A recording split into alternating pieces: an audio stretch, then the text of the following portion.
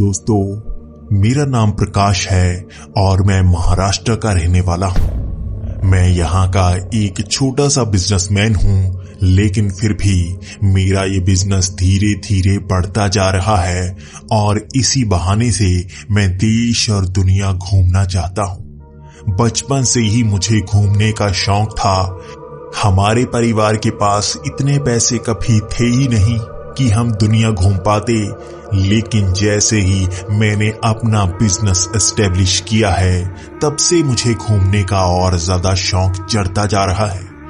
मेरे 5 दोस्त हैं, वो पांचों अपना अपना काम करते हैं। एक बैंक में है, बाकी बिजनेसमैन हैं और हम सभी इकट्ठा होकर ही पूरी दुनिया घूमने के लिए निकल पड़ते हैं। हम कभी कभी 1 महीने के लिए विदेशों में चले जाते हैं और वहां की नई नई जगह को ढूंढने की कोशिश करते हैं। इस बार भी हम स्वीडन जाने वाले थे। हमने सोचा था कि स्वीडन और नॉर्वे घूमेंगे और वहां के ऐसी इलाकों में जाएंगे जहां पर आम तौर पर सैलानी नहीं जाते। हमने सोचा था खास जगहों को ढूंढकर वहां पर हम अपनी तस्वीरें खिंचवाएंगे और मैं हमेशा से ऐसी जगहों पर जाना ही पसंद करता था और आज इस देश में घूमने का भी मुझे मौका मिल ही गया था। स्वीडन में पहुंचते ही मेरे दोस्त यहाँ की राजधानी स्टॉकहोल्म में जाना चाहते थे और मैं यहाँ की खास जगह कापे में जाना चाहता था। कापे एक पुराना सा शहर था जहां अब कम ही लोग रहते हैं। वहां पर घूमने के लिए भी कम ही लोग आते हैं। कहते हैं कि इस शहर को वीरान शहर कहा जाता है। यहाँ पर आपको पुराने घर मिल जाएंगे, पुरानी सड़कें मिल जाएंगी और ऐसी ही कई कहानियां सुनने को मिल जाएंगी। मैं वहां जाना चाहता था, लेकिन मेरे चारों दोस्त मेजॉरिटी से कह रहे थे कि उन्हें तो स्टॉकहोल्म में रहना है। स्टॉकहोल्म एक बहुत ही सुंदर शहर, वहां की नई नई इमारतें और वहां लोगों के रहने का बहुत ही अच्छा तरीका। ऐसी साफ सफाई को देखकर हर कोई मंत्र मुग्ध हो जाता है। लेकिन मैं इस जगह पहले भी आ चुका था। मेरे दोस्त यहाँ पर नहीं आए थे, इसलिए वो यहीं पर इतना लंबा समय रहना चाहते थे। मैं इस तरह से समय बर्बाद नहीं कर सकता था, तो मैं अकेला ही कापे की तरफ निकल पड़ा। ये बारिश का मौसम था और मैं ट्रेन के सहारे कापे जा रहा था। कापे तो ये ट्रेन नहीं जाती, पास के एक शहर में जाती है। वहां से हमें टैक्सी करवानी पड़ती है। मैं उसी बड़े शहर में पहुंच गया, लेकिन यहां पर कापे जाने के लिए कोई भी टैक्सी वाला मान नहीं रहा था। हर किसी का कहना था कि स्वीडन और नॉर्वे के बॉर्डर पर वो शहर है, इसलिए भी वहां जाना थोड़ा सा खतरनाक माना जाता है। लेकिन उसकी खूबसूरती की तारीफें तो हर कोई करे जा रहा था। भले ही मुझे वहां जाने से हर कोई रोक रहा था, लेकिन ऐसी तारीफें कर रहा था कि मन खींचा जा रहा था।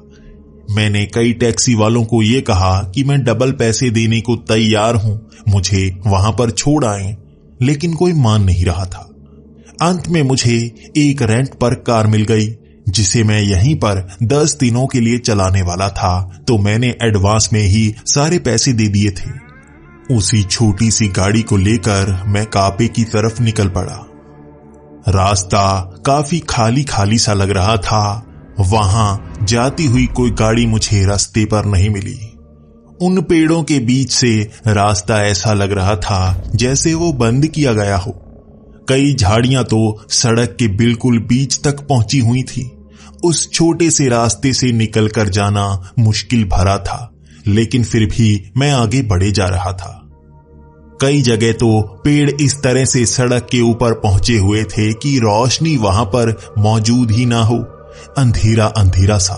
वहां पर मुझे हेडलाइट्स जलाने की जरूरत तक पड़ गई, जबकि दोपहर का समय था और सूरज निकला हुआ था। उन घने पेड़ों को पार करते ही ऊंची ऊंची पहाड़ियां आ गईं, जिन पर रास्ते काफी संकरे से बनाए गए थे। कभी कभी मुझे डर लगता कि मेरी गाड़ी फिसल जाएगी, लेकिन मैं बहुत अच्छा ड्राइवर हूं। यहां पर अच्छे से गाड़ी चलाकर मैं आगे बढ़ चला था। उसके बाद एक आखिरी पहाड़ी से मुझे वो शहर नजर आया और यकीन मानिए वहां से वो शहर इतना सुंदर लग रहा था, मैं बयां नहीं कर सकता। यहीं से देखकर मैं ये मान चुका था कि ये सुनसान शहर नहीं हो सकता। इतना सुंदर साफ सुथरा शहर, यहां जरूर लोग रहते तो होंगे, यहां पर सैलानी आते तो होंगे। और जैसे ही मैं उस शहर में पहुंचा, वहां वीरान सड़कें, खाली इमारतें और वो सुंदर घर जिसके आसपास से आवाज तक नहीं आ रही थी, मुझे ये मानने को मजबूर कर दिया कि यहां कोई नहीं रहता। जैसे ही कुछ घरों से मैं आगे निकला, वहां पर घूमते हुए कुछ लोग मुझे मिले। वहां पर कुछ दुकानें भी थीं और वो लोग गरीब लग रहे थे। आगे पहुंचा तो फूलों की बहुत सारी दुकानें थीं। वहां कुछ सैलानी नजर आए जो स्वीडन के नहीं बल्कि नॉर्वे के थे। नॉर्वे देश से इस देश में लोग घूमने के लिए आए हुए थे, क्योंकि वहां से जो सड़क थी वो बिल्कुल चौड़ी और यहां तक पहुंचती हुई थी। लेकिन स्वीडन से आने वाली सड़क काफी संकरी सी थी। यही कारण था कि नॉर्वे से यहां तक लोग पहुंचे हुए थे और उन्हें देखकर ही पहचाना जा सकता है। वहां की भाषा में भी थोड़ा बहुत फर्क लग रहा था और उनसे बातें करने में मुझे थोड़ी परेशानी हो रही थी। उनका एक्सेंट थोड़ा अलग था। पहले तो मुझे स्वीडन में अलग सा इंग्लिश का एक्सेंट सीखने में परेशानी हुई थी। अब तो मुझे स्वीडन के अंदर ही नॉर्वे का अलग सा एक्सेंट सुनने को मिल रहा था, जिसे समझने में परेशानी हो रही थी। और इसी तरह से कुछ से मैं बात करता और जानकारी लेकर आगे की तरफ बढ़ जाता। मुझे गाड़ी चलाने में बहुत मजा आ रहा था। मेरा सारा ध्यान इधर उधर ही रहता। मैं कभी ऊंची ऊंची इमारतों को देखता तो कभी उन बंद पड़े घरों को देखता। कभी कभी तो मैं उन घरों के अंदर जाकर भी ये देखने की कोशिश करता क्या यहां पर कभी लोग रहा करते थे। कुछ घरों में तो सामान इसी तरह से बिखरा पड़ा था जैसे उसे छोड़कर लोग वहां से भाग गए हों। इसी तरह मैं एक चौराहे पर पहुंचा। वहां पर ज्यादा भीड़ नहीं थी और कुछ खाने पीने की दुकानें थी। बाहर ही रेस्टोरेंट बनाए गए थे। कुर्सियां सड़क के काफी करीब लगाई गई थी। ऐसे ही एक रेस्टोरेंट में मैं बाहर ही बैठकर खाना चाहता था और इधर उधर की इमारतों को देखना चाहता था। मैंने गाड़ी एक साइड पर लगा दी, लेकिन वो चौराहे के बहुत करीब थी। मुझे लगा था कि यहाँ पर शायद ट्रैफिक पुलिस नहीं होगी, तो इसी तरह से अगर मैं किनारे पर गाड़ी खड़ी कर दूं तो किसी को कोई परेशानी नहीं होगी। और वैसे भी यहाँ किसको पता चलेगा। मैंने तो हैंड ब्रेक तक नहीं लगाई, क्योंकि यहाँ पर ढलान महसूस नहीं हो रही थी और गाड़ी को इसी तरह से मैंने खड़ा कर दिया। मेरी गाड़ी थोड़ी बाहर को तो थी, लेकिन मैं शायद लापरवाह हो गया था। मैं उसी तरह आगे कुर्सी पर बैठा ऑर्डर कर रहा था और वहां पर वेटर ऑर्डर देकर चला गया। मैंने देखा एक औरत अपनी छोटी सी बच्ची को वहां लेकर बैठ गई थी। वो मेरी कुर्सी के बिल्कुल करीब बैठी हुई थी और उसके बाद उसकी बच्ची काफी शरारतें किए जा रही थी। लेकिन मेरा ज्यादा ध्यान मोबाइल पर था। मैं इधर उधर की तस्वीरें खींच रहा था और अपनी प्रोफाइल में अपडेट किए जा रहा था। मैं इंफॉर्मेशन भी निकाले जा रहा था और मोबाइल में ध्यान होने के कारण इधर उधर ज्यादा देख नहीं पा रहा था। उस बच्ची की आवाजें मुझे परेशान किए जा रही थी। वो शरारतें तो कर रही थी, लेकिन फिर भी आवाजें निकालकर मुझे जैसे परेशान करने की कोशिश कर रही थी। उसके बाद उस औरत ने कहा कि मैं 1 मिनट के लिए अंदर रेस्टोरेंट में जाना चाहती हूं, आप इस बच्ची को संभाल लोगे? मेरा ध्यान मोबाइल में था। मैंने ऐसे ही सर हिला दिया। मैं मोबाइल में कुछ करता रहा और तभी मुझे नहीं पता वो बच्ची कब सड़क के बिल्कुल बीच में पहुंच गई। उसके बाद ये एक संयोग था कि एक साइड से आती हुई कार ने मेरी कार को हल्की सी टक्कर मार दी थी। हैंड ब्रेक मैंने अपनी गाड़ी को लगाई नहीं थी, तो मेरी गाड़ी आगे की तरफ बढ़ चली और उस छोटी सी बच्ची को कुचल दिया। मेरी गाड़ी जैसे उसके ऊपर ही चढ़ चली थी और वहीं पर फंस गई थी। शायद उसका सर मेरी गाड़ी के नीचे फंस गया था और वहां चिल्लाने की आवाजें आने लगी।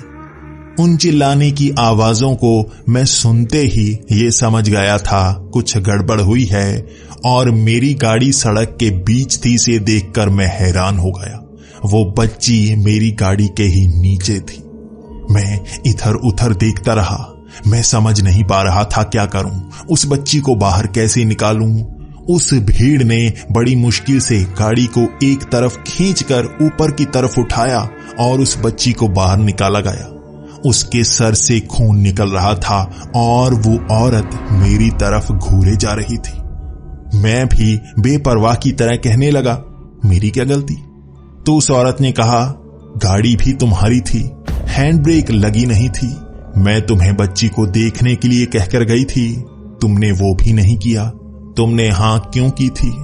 इसके बाद मैं एक तरफ कुर्सी पर जाकर बैठ गया और इंतजार करने लगा।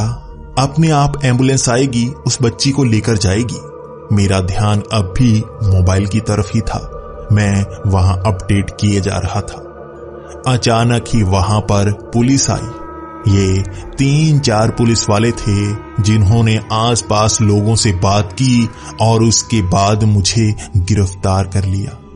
सबसे पहले तो उन्होंने मेरे मोबाइल को पकड़ा और अपने पास रख लिया। उसके बाद मुझसे पूछताछ करने लगे और मुझे एक गाड़ी में बिठाकर एक तरफ ले गए। मैं हैरान और परेशान था।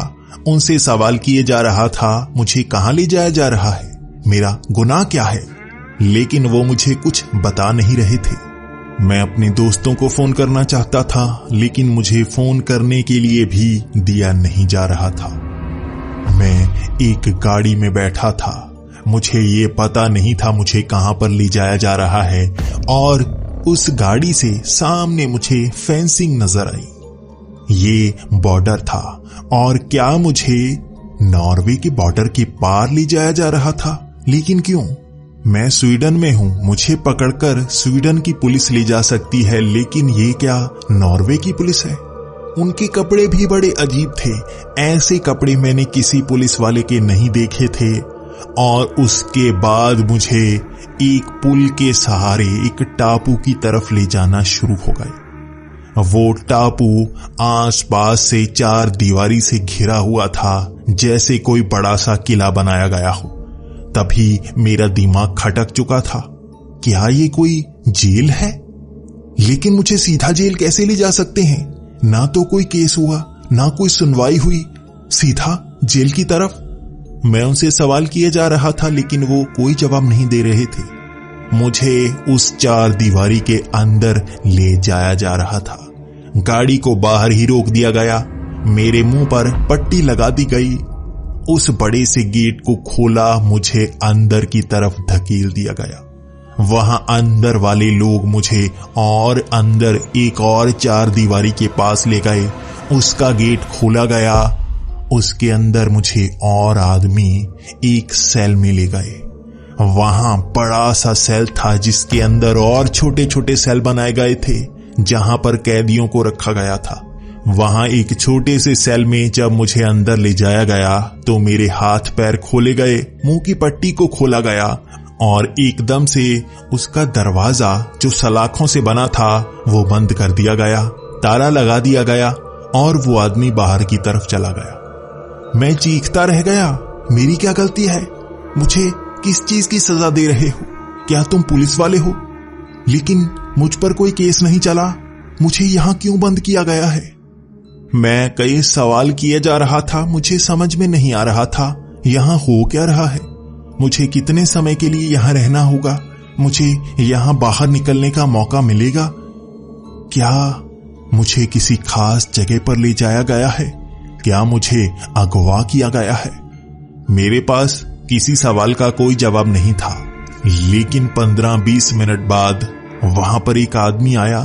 वो शायद पुलिस का आदमी था। उसने मुझे पहनने के लिए कपड़े दिए। ये नारंगी रंग के कपड़े थे और मुझे यही पहनने थे, वो भी 5 मिनट के अंदर, और अपने कपड़े उन्हें दे देने थे। मैं मना किए जा रहा था, मैं नहीं पहनूंगा ये। कोई मुझे कुछ बता क्यों नहीं रहा? मैंने बस एक बार ये कहा था। वहां 3-4 और पुलिस वाले आए। उन्होंने मेरे कपड़े उतारे और वो नारंगी रंग के कपड़े मुझे पहना दिए। मेरे पेट में कई सारे मुक्के मारे गए।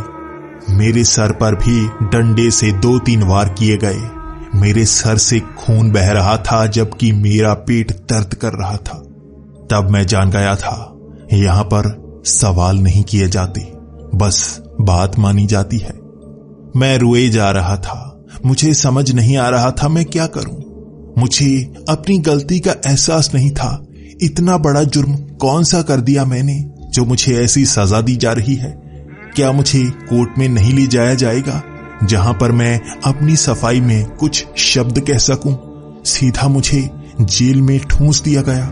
पहला दिन तो मेरा उस छोटे सेल के अंदर ही निकला और पूरी रात मैं रोता रहा। मुझे पता नहीं था यहां से बाहर निकलने का मौका मुझे कब मिलेगा।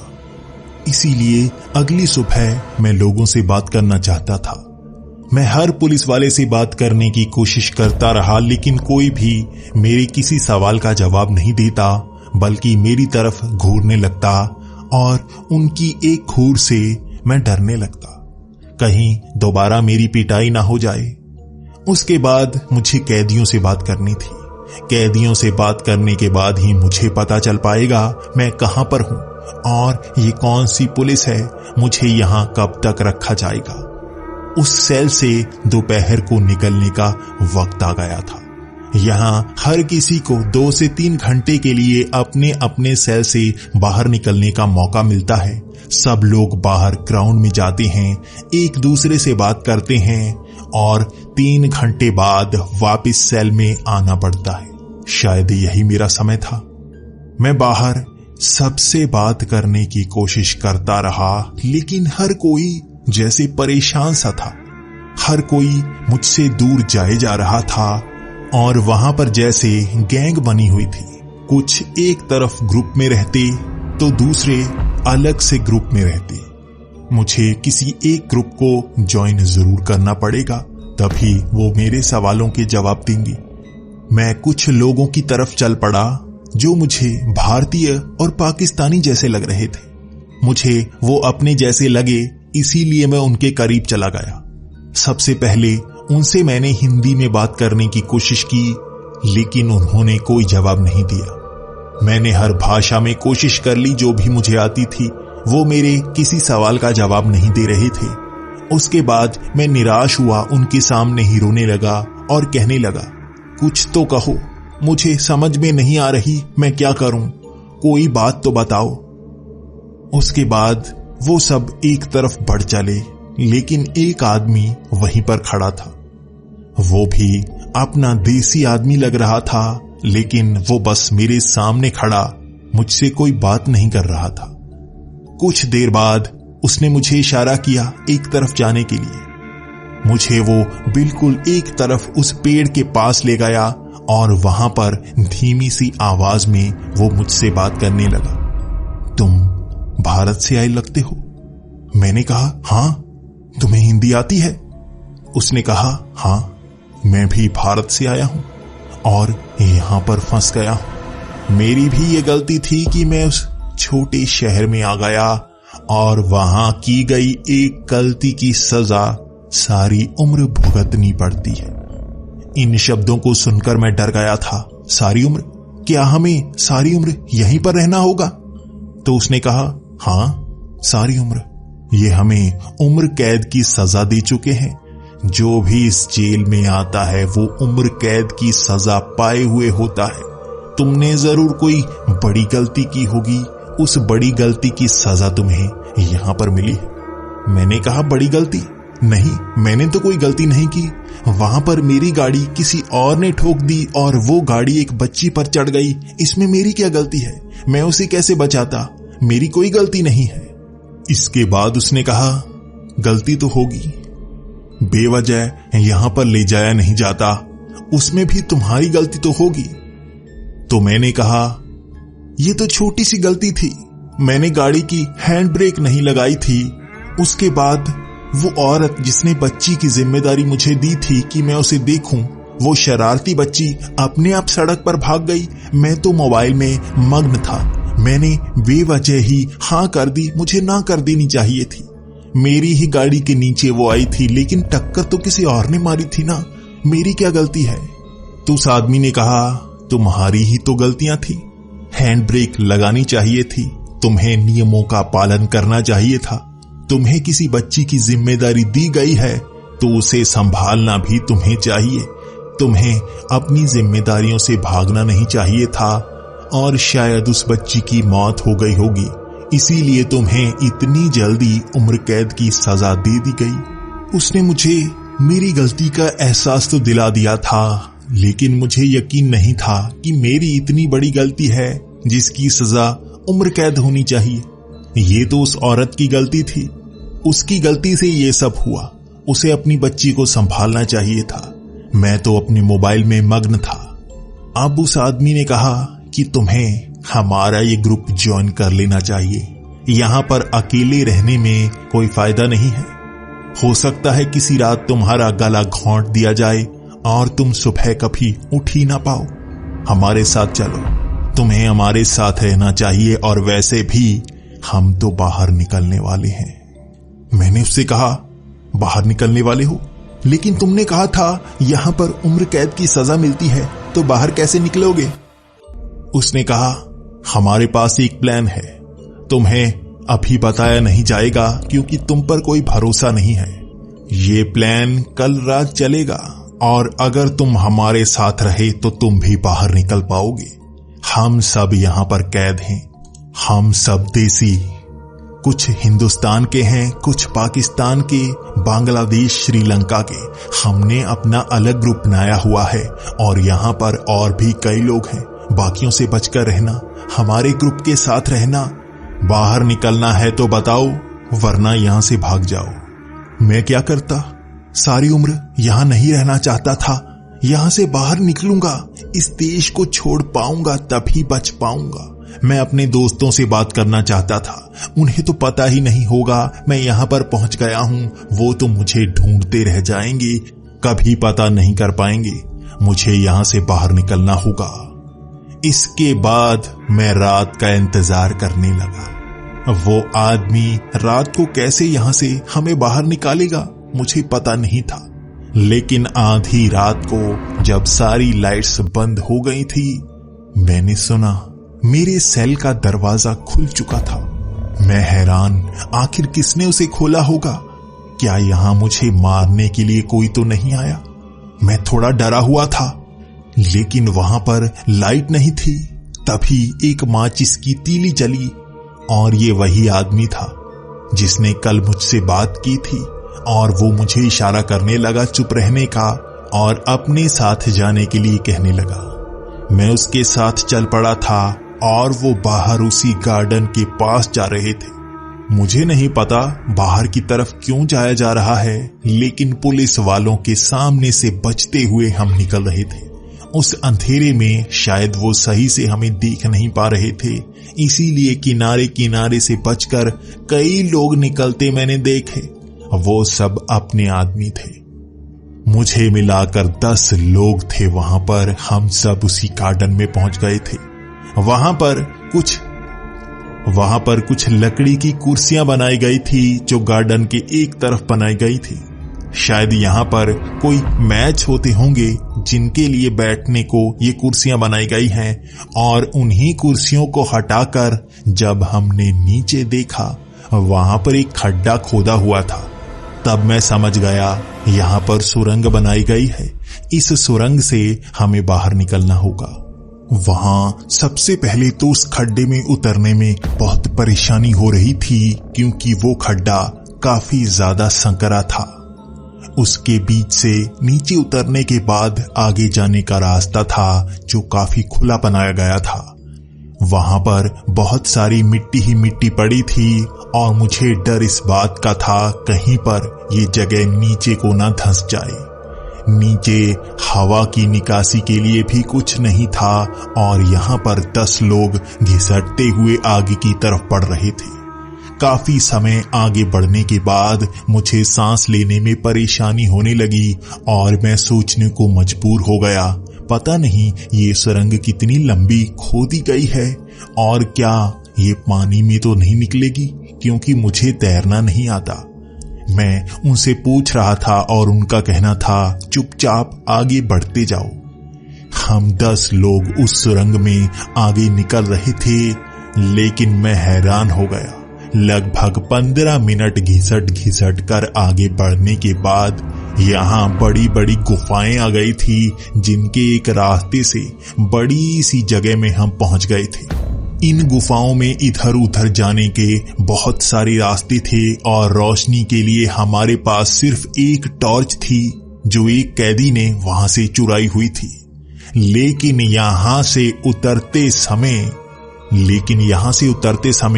एक मोटा सा कैदी जो उस पत्थर को सही से पकड़ नहीं पाया, वो वहीं ऊपर से नीचे गिर गया और उसका सर एक पत्थर से टकराया। उसके सर से खून निकल रहा था और वो बेहोश पड़ा था। लेकिन हम सब 9 लोग आगे बढ़ रहे थे। मैंने कहा, इसे भी साथ लेकर चलते हैं, यहां तो ये फंस जाएगा, ना बाहर निकल पाएगा, ना कोई इसे बचाने आएगा, ये यहीं मर जाएगा। लेकिन सब एक दूसरे की तरफ देखने लगे और आगे बढ़ने लगे। मैं भी उस आदमी को अपने साथ ले जा नहीं सकता था, क्योंकि उसका वजन बहुत ज्यादा था और उसे ले जाने में मुझे ज्यादा परेशानी होती। वो तो बेहोश था, बाकी कोई मेरी मदद करने नहीं वाला था। तो हम और आगे बढ़ने लगे। हम जैसे ही उस एक संकरी सी गुफा से आगे बढ़ने लगे, वहां पर आवाजें आ रही थी। दीवारों से आ रही वो आवाजें बहुत ही भयानक सी लग रही थीं। ऐसी आवाजें जैसे जमीन थरथरा रही हो। तभी मैंने दीवारों से निकलते हुए हाथ देखे, जो हमें पकड़ने की कोशिश कर रहे थे। मैं हैरान था, आखिर ये कौन है, ये यहां पर कैसे दबे हुए हैं। तो एक आदमी ने कहा, यहां से निकलो, इस जमीन को शापित जमीन कहा जाता है। यहां जो भी पकड़ा जाता है हमेशा के लिए जमीन में दफन हो जाता है। उसके बाद मैं एक तरफ से निकलने की कोशिश करता तो दूसरी तरफ से हाथ मुझे पकड़ लेते। मैं अपने कपड़ों को उनसे छुड़वा रहा था और उनकी पकड़ बहुत ही मजबूत। मेरे कपड़े फट जाते और हम बड़ी मुश्किल से आगे निकल पाते।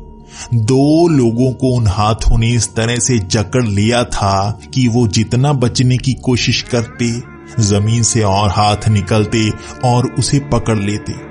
उसके मुंह, उसकी आंखों पर हाथ ही हाथ आ चुके थे और उसे खींचते हुए मिट्टी में ले गए, जबकि दूसरा आदमी आधा बाहर और आधा अंदर था। उसे इतनी जोर से हम बाहर की तरफ खींच रहे थे, लेकिन अंदर शायद बहुत शक्तिशाली हाथ थे, जो उसे खींचते हुए हमारे सामने मिट्टी के अंदर ले गए। और वो मिट्टी बिल्कुल ऐसे हो गई जैसे उनमें कोई छेद किया ही न गया। वो भूर-भूरी सी मिट्टी 2 लोगों को अपने अंदर जिंदा ही दफन कर चुकी थी।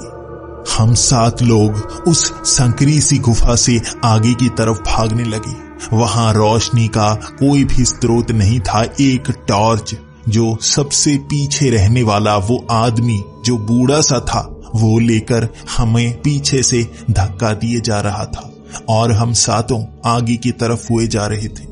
इसी तरह से हम एक मुआने तक पहुंचे, जहां बाहर हमें रोशनी नजर तो आ रही थी, लेकिन वो छेद बहुत छोटा था, उससे निकलकर बाहर नहीं जाया जा सकता था। और आगे दो तरफ जाती हुई गुफाएं थी। एक में थोड़ा सा पानी भरा हुआ था जो नीचे की तरफ जाती थी, और दूसरी ऊपर की तरफ जा रही थी जिसमें कोई पानी नहीं था, लेकिन ऊपर से उड़ती हुई मिट्टी महसूस हो रही थी। तब उन्होंने कहा, ये रास्ता छोटा है जो समंदर से निकलता है।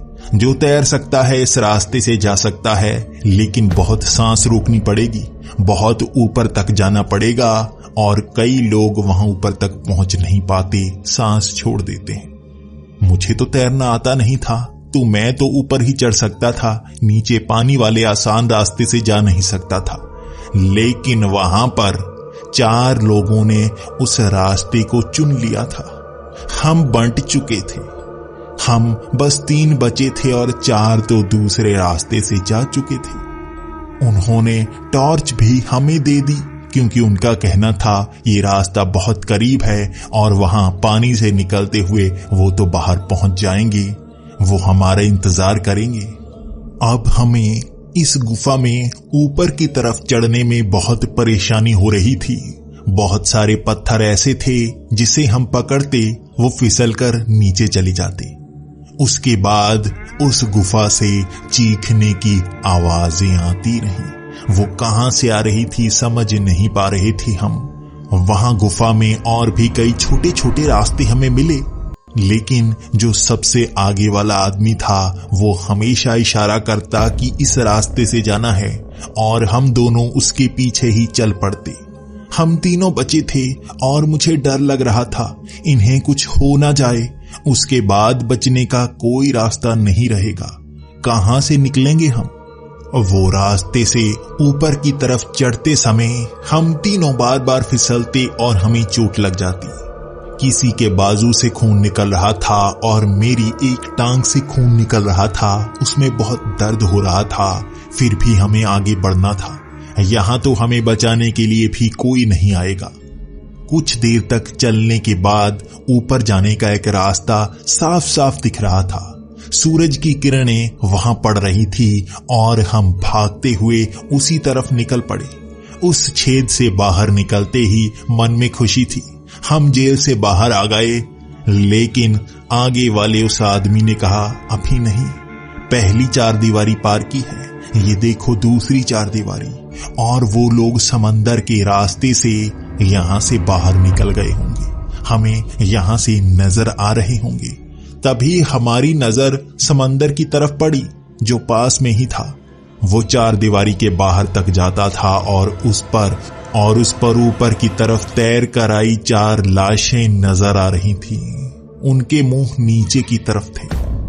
मुझे बहुत डर लगने लगा था। वो चारों भी इतनी सांस रोक ही नहीं पाए कि ऊपर तक निकल पाते।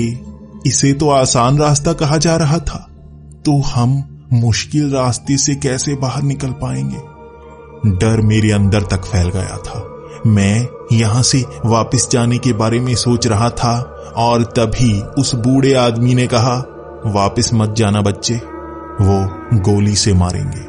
सर पर पहली गोली पड़ेगी, क्योंकि यहां से भागे हुए को जेल में दोबारा नहीं रखा जाता, यही नियम है, उसे मार दिया जाता है। हमारे पास और कोई रास्ता नहीं है, अब हमें इस दूसरी 4 दीवारी को पार करना होगा। मैंने कहा इसे कैसे पार करेंगे? वहां नीचे की तरफ एक और गुफा नजर आ रही थी, जिसके अंदर जाते ही हमें और सुरंगों से निकलना था और बड़ी 4 दीवारी को पार करते ही हम बाहर निकल जाते, हम आजाद हो जाते। और वो बूढ़ा आदमी कह रहा था पुलिस अगर हमें ना पकड़ पाए तो हम जंगल की तरफ भागेंगे और उसके बाद हम सीधा पहुंच जाएंगे नॉर्वे। हम इस समय स्वीडन में हैं और यहाँ के नियम अलग हैं, नॉर्वे के अलग।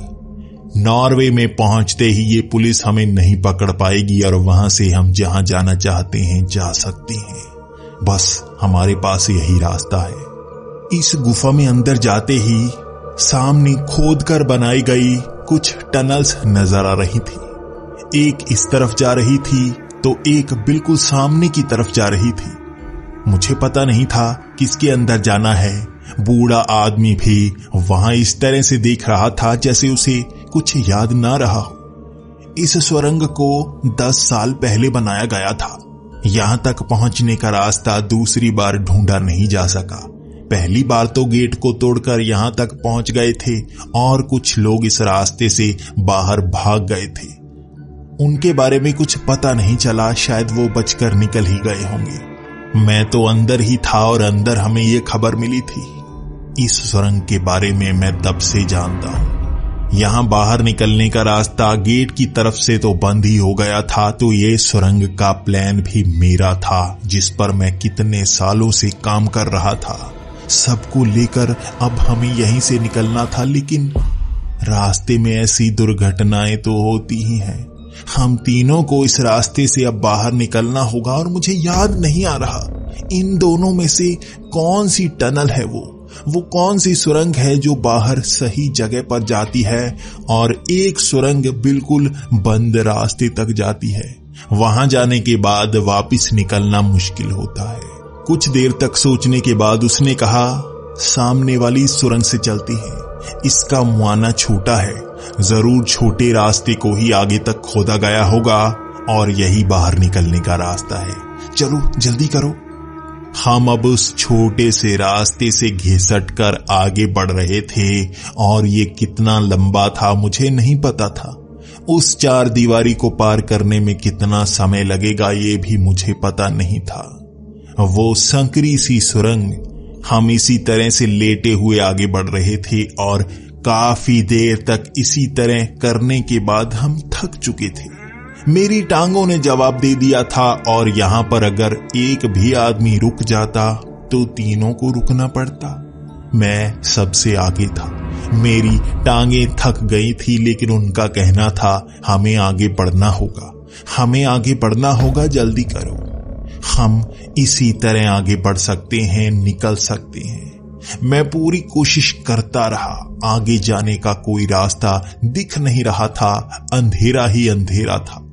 उसके बाद मैं थोड़ा और चला और खिसटा और आगे वो सुरंग नीचे की तरफ जा रही थी।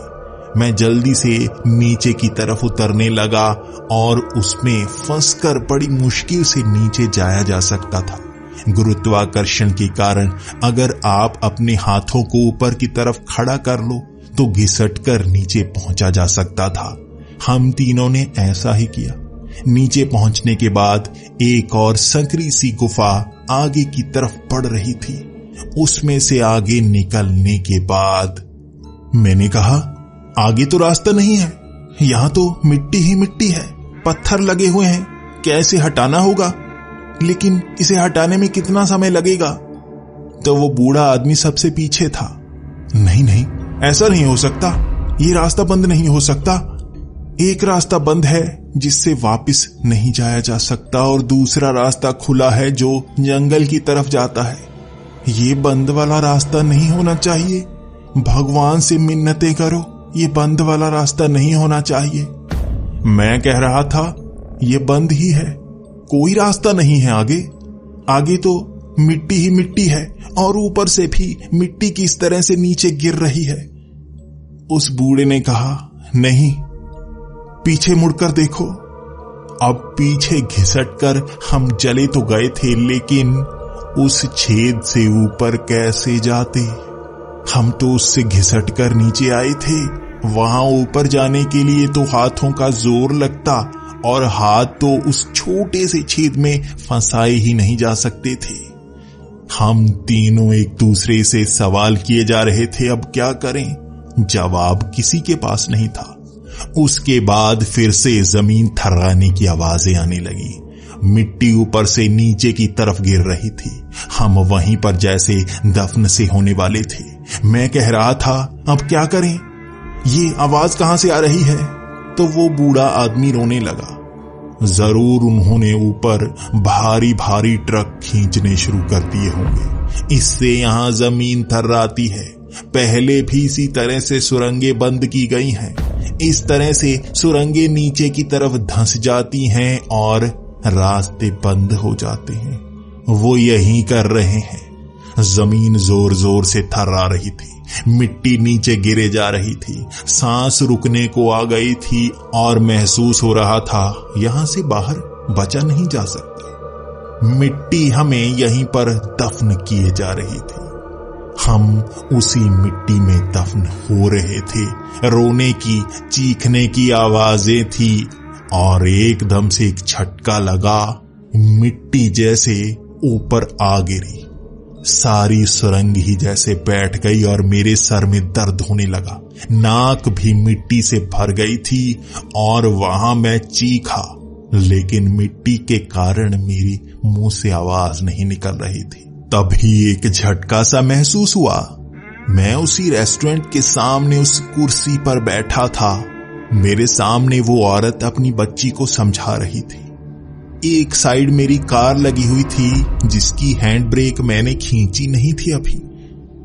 मुझे लगा जैसे मैं समय में पीछे आ गया हूं। मैं उसी जगह पर पहुंच गया हूं जहां पर मैंने गलती की थी। मेरी आंखों में पानी आ गया था। मैं समझ गया था मेरी क्या गलती थी। उस बच्ची की जान ली थी मैंने।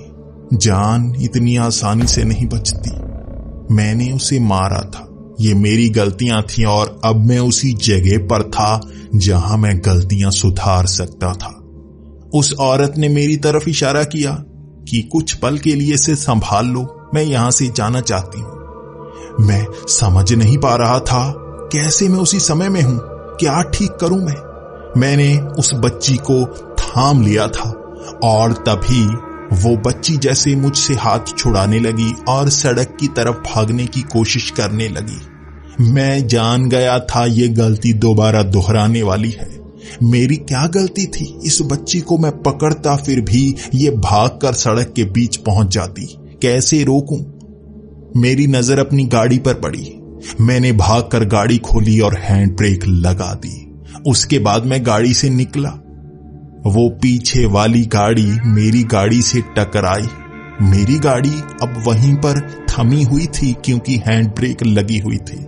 मेरी गाड़ी आगे तक पहुंच नहीं पाई। मैंने भागकर उस बच्ची को उठा लिया। वहां जाती और गाड़ियां भी उससे टकरा सकती थी और उसे खींचकर मैं अपने पास ले आया। हर तरफ जैसे शांति का माहौल था। हर कोई मुझे देख रहा था। मैंने उस बच्ची को बचा लिया था। कुछ गाड़ियों की ब्रेक लगने की आवाज आई और उसके बाद कुछ लोग मुझे देखकर ताली बजाने लगे थे। उस बच्ची की मां भी अब बाहर आ गई थी और उसने उसे गले से लगा लिया। मेरा धन्यवाद किया और वो बच्ची को लेकर आगे की तरफ बढ़ गई जैसे उसके लिए कुछ बड़ा हुआ ही ना हो। मैं जानता था कि इतनी बड़ी घटना होने से मैंने बचा लिया था, लेकिन ये घटना तो पहले भी हो चुकी है। आखिर मैं समय में वहीं पर कैसे पहुंच गया? मैं उस शहर से बाहर निकलना चाहता था। मैं गाड़ी लेकर दोबारा वहां से बाहर निकल आया। उन जंगलों को पार करते हुए मैं जब तक स्टॉकहोल्म, उस देश की राजधानी में पहुंचा नहीं, मेरी सांस में सांस नहीं आई। मैंने पूरी घटना दोस्तों को बताई। उन्होंने पुलिस से पूछा और तब हम हैरान रह गए।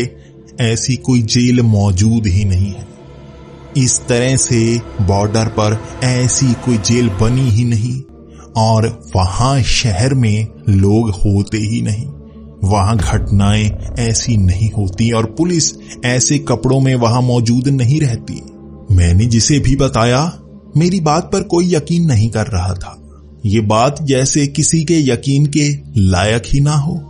मैं जानता हूं हमारी गलतियों के कारण किसी दूसरे को भुगतना पड़ सकता है। अब से शायद मुझे ध्यान रखना चाहिए। मुझे अब जिंदगी का मोल पता चल गया है। मोबाइल को मैं कम ही चलाता हूं, जिंदगी पर ध्यान रखता हूं। अगर किसी की जान हम बचा सकते हैं तो हमें बचानी चाहिए। मैंने मौत को इतने करीब से देखा था, इसीलिए जिंदगी का मोल समझ पाया।